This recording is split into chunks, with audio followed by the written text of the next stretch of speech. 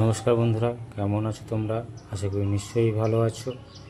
তো আজকে এই পদ্মর পাল্প লাগাবো, এই জন্য প্রথমে মাটিটাকে আমি তৈরি করে নিচ্ছি।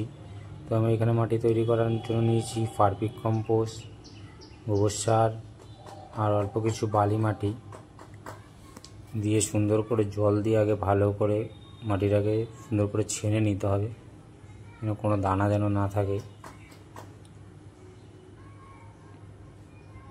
পারলে তোমরা একটু স্যাপও দিয়ে দেবে।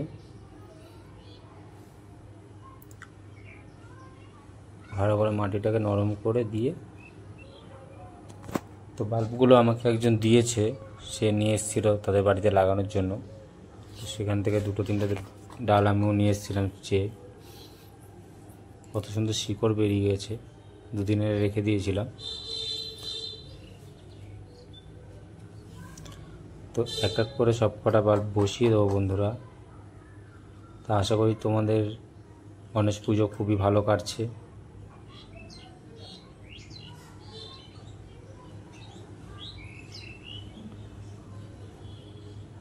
সুন্দর করে চারিদিকে বসিয়ে দেবো, শেকড়গুলো খুব শিগগিরই ছেড়ে দেবে। আর এই ডালগুলো আমি কদিন পরে কেটে ফেলবো, যখন নতুন পাতা গজাবে আর কি।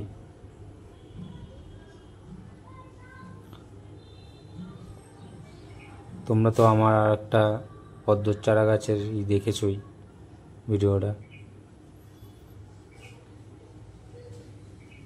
সুন্দর করে বসিয়ে দিয়ে চারিদিকে জল দিয়ে দেবো আমি।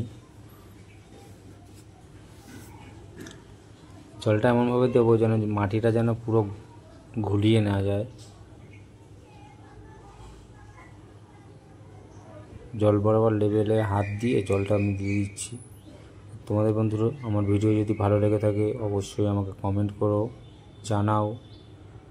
আর সবাই আমাকে লাইক করো বন্ধুরা। আর অবশ্যই যারা যারা ভিডিওটা দেখছো সাবস্ক্রাইব করে যাবে। আজ আসি, কাল দেখা হচ্ছে বন্ধুরা।